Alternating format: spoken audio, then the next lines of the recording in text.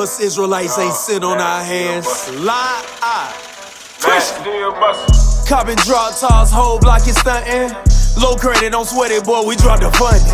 Stocking glocks while our pockets stock the hundreds. And we do all this in bondage. Ghost.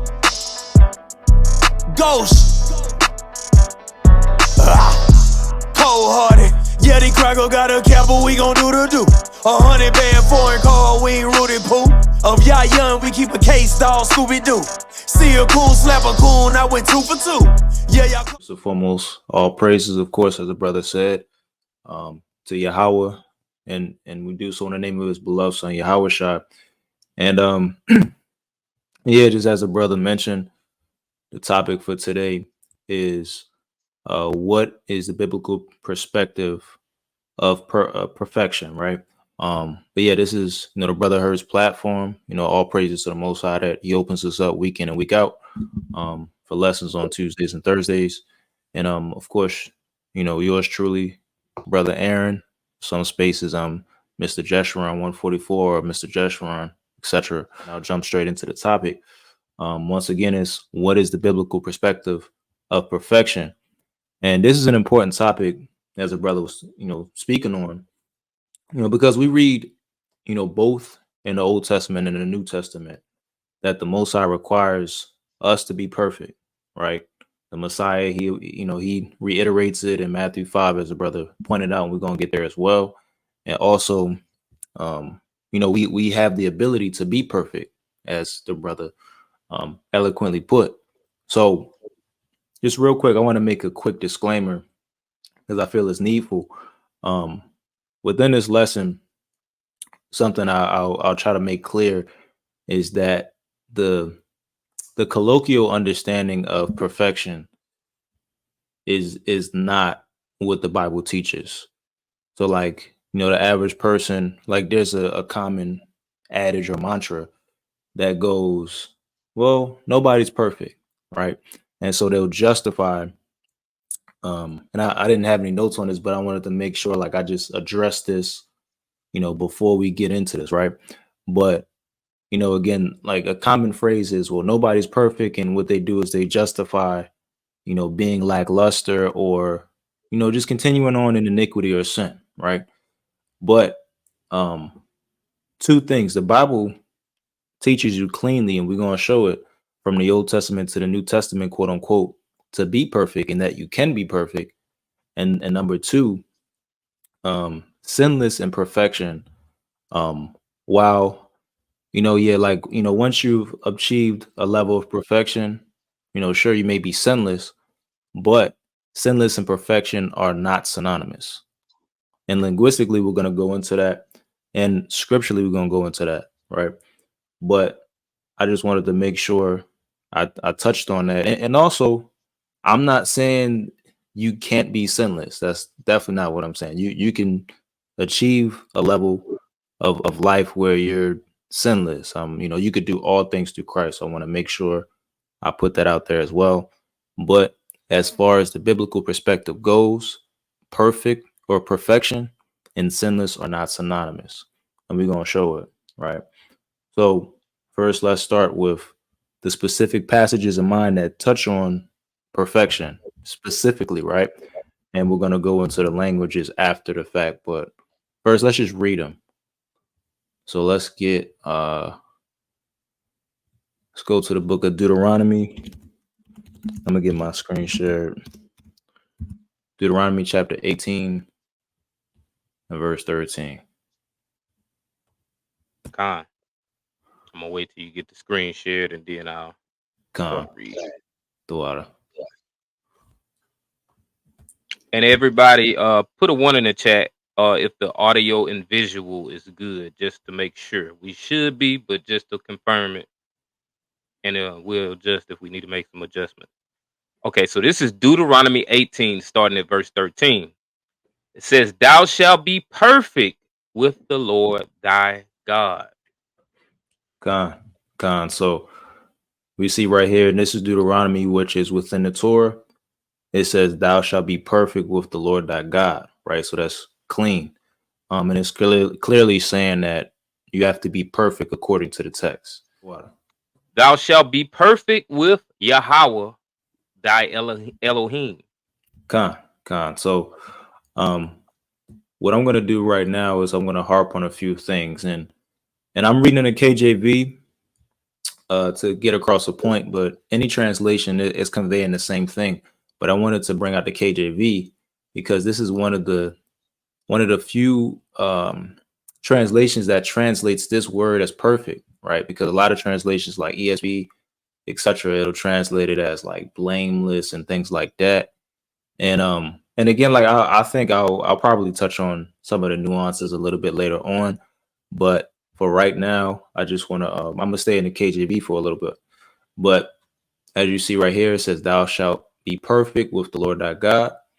And when you look at the Hebrew language here, it says Tamim, Tiye, Im, Yahweh, Elohika, right? Elohika is your God, right? It's a inflection of Elohim, right? Or as a brother said, said power, right? So with that being said, let's take a look at Tamim or Tamayam, right? 8549. Now when you jump into this H 8549, and I'm gonna have you read a little bit of this, but I just want to touch on, it's a quick point if I remember correctly. So when you look at the biblical or the outline of biblical usage, you see is complete, whole, entire, sound, whole, sound, healthy, entire, sound, wholesome, unimpaired, innocent, having integrity, what is complete or entirely in accord with truth and fact. That's pretty good, right? But if you can, just real quick, can you read, because I'm gonna have you read two things, the definition, and then we're gonna jump down to Brown Driver Briggs lexicon. Yes, sir. So this is the Strong's definition, and it reads Tamim from H8552, entire, literally, figuratively, or morally.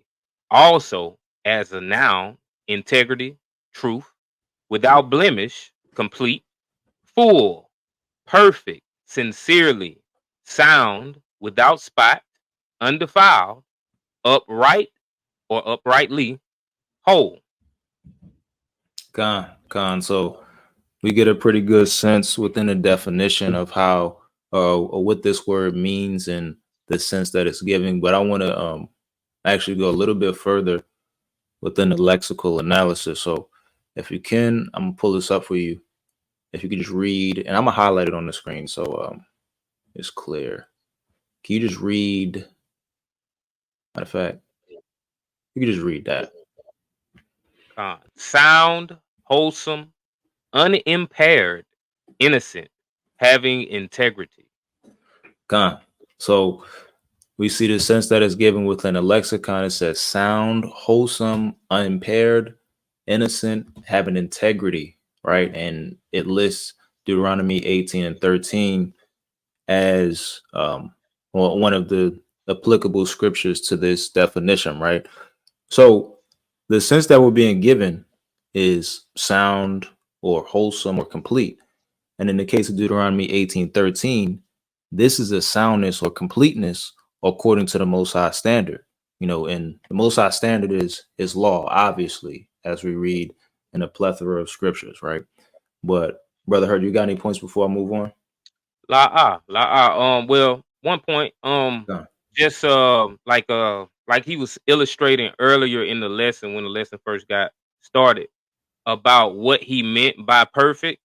And when we look at the definition, we see that there's different usages for perfect. So it's not saying that you're absolutely perfect.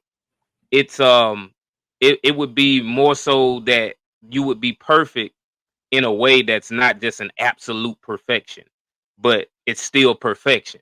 So that's why you see these different words: sound, wholesome, unimpaired, innocent, having integrity. You know, this would make one perfect in this type of way. So, and even when you look at the first part, it says complete, entire. So, you know, just so everyone's looking at these definitions and these usages for this word, it helps us to understand how you can be perfect. And add on, we just have to keep in mind the flexibility of certain words and like understanding the semantical range of a particular word. Like just because a word has a connotation and we understand it in this particular way and people always utilize it like this, it doesn't mean that it's subject or is bound to how it's typically understood. So, excellent point to Wada for bringing that out. But let's jump back to Deuteronomy 18, and what we're going to do is we're going to read verses 9 through 12. I'll put it on the screen. When this is Deuteronomy 18, starting at verse 9. When thou art come into the land which the Lord thy God giveth thee, thou shalt not learn to do after the abominations of those nations. There shall not be found among you anyone that maketh his son or his daughter to pass through the fire, or that useth divination, or an observer of times, or an enchanter, or a witch, or a charmer, or a consulter with familiar spirits, or a wizard, or a necromancer. For all that do these things are an abomination unto the Lord. And because of these abominations, the Lord thy God doth drive them out from before him. And scroll down a little bit up. Okay, Khan. I had to make sure I had finished it. I couldn't see thee, but I said him. I knew that's how it ended. Go ahead. Salaki, my bad. But yeah, the water, beautiful reading like always. And so as we see in the text, as a brother read through verses 9 all the way down to 12, we see it was said, when we came into the land, which the Most High was going to give us, we weren't to do after the abominations of the nations that were in the land prior to us. And those nations would have been in reference to, different Hamitic peoples. And as you read in the verses, it mentions, some of the practices that were done, from having your children pass through the fire, and also the use of divination and, other variations of witchcraft and, occult practices, right? So it makes mention of those things, right? But just real quick, it's something very important in verse 12. If you can you read it one more time? Khan. So this is Deuteronomy 18 and 12. For all that do these things are an abomination unto the Lord. And because of these abominations, the Lord thy God doth drive them out from before thee. Khan. So, it says, for all that do these things are an abomination to Yahweh, right? So real quick, I'm going to take just a small look. I ain't going to go too deep into the Hebrew language here, but I have to touch on something. So the first English word that we see right here is for. And also just a side note, right? When you're reading the Bible, typically, whether it's the New Testament or the Old Testament, words like for, they indicate because, or they're giving you some reason, right? It's an explanation, right? So when you look at the Hebrew language here, it's the word ki or kaya, right? And matter of fact, just to highlight the phrase in question, it's this one, right? This is the phrase, right? So it's ki to avat Yahweh call osei ele, right? Now this first word right here is ki or kaya. When you look at it, H3588. So if you can't just read for me, we see right, it's a conjunction, a primitive particle. Just if you can just read the biblical usage, and then also just biblical usage is fine. So this is the biblical usage. That, for, because, when, as though, as, because that, but, then, certainly, except, surely, since, that, yea, indeed, when of time, when, if, though, with a concessive force, because, since, So we have an idea of how this word is being used. This Hebrew word is being used in the sense that it gives. And like I was mentioning, this word for, it gives a connotation of because or by reason by or things like that. You know, even in 13 it says for as much as for therefore, right? And that's a reasoning connotation, right? And I believe, you know, just based upon the context, and I believe if you look at the lexicon itself, matter of fact, yep, because I looked at it earlier, we look at the lexicon itself, it'll utilize or it'll apply this one to that scripture, you know, because, since, causal connection, right? Now, a cause is literally dealing with because or the reason. So just wanted to make sure I pointed that out. But you know, as you read in the book of Deuteronomy 18, as a brother went to 9 through 12, specifically verse 12, you know, we see that the Most High, he outlawed all of these things, you know, aforementioned, and then says, because everyone that does these things are abominable to him. And then he reiterates why he drove out the nations before us. So now, you know, that we have the context on these practices outlawed and how they're considered disgusting or abominable by the Most High, let's look at verse 13 through 14. Con. Thou shalt be perfect with the Lord thy God. For these nations which thou shalt possess, hearkened unto observers of time, and into diviners. But as for thee, the Lord thy God have not suffered thee so to do. Con. And again, we see that word for right there. It's going to be the same Hebrew word, you know, so again, it's reiterating, or we're reading again and we're reiterating, you know, the scripture saying that the Most High, you know, told us to be perfect with him. And then it says, for or because these nations which we would possess listened or hearkened to observers of time and unto, you know, diviners. You know, but when you continue on, it says, but for us, the Most High, he didn't suffer, you know, he didn't suffer us, meaning, you know, he didn't give or permit us to do so. Right. So this is communicating how the Most High set us apart from the nations and gave us a standard and viewed us in a light that he didn't the other nations. Right. And that's plain in a myriad of places throughout scripture. Right. But real quick, we're going to link this passage with another scripture that follows the theme. So let's go to, and then after that, I'm gonna pass it to you in case you got any points, King. Con.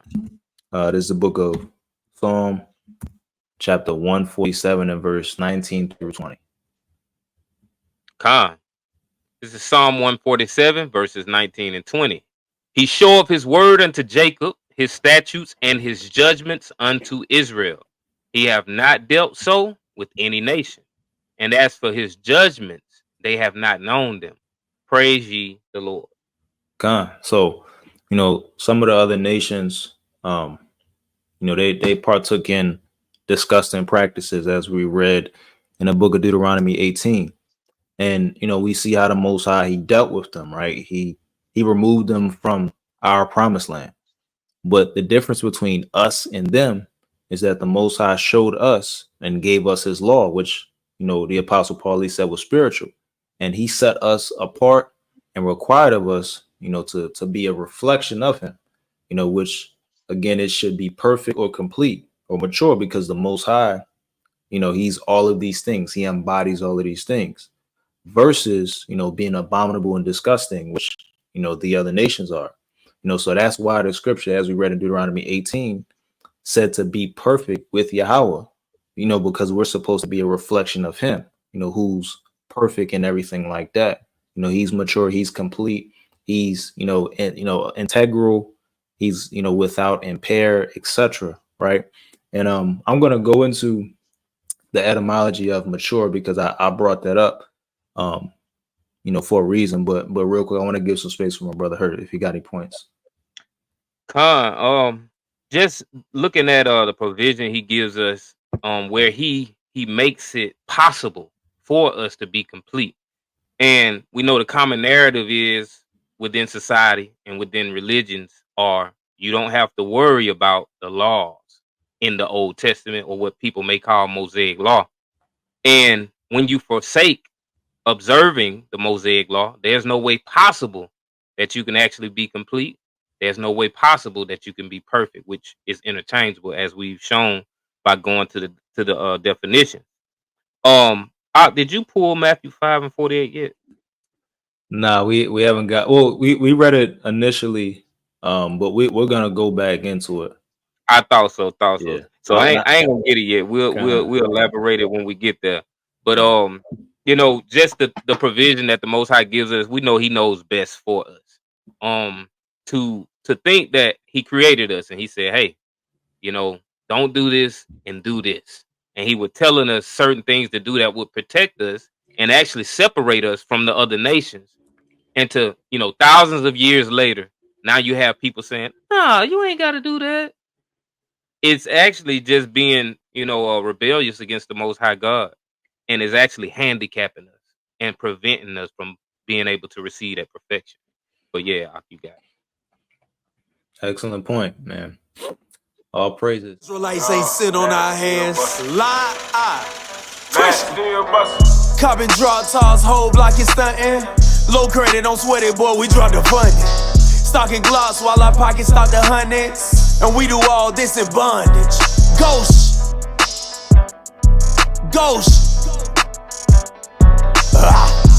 Cold-hearted. Yeah, the cracker got a cap, but we gon' do the do.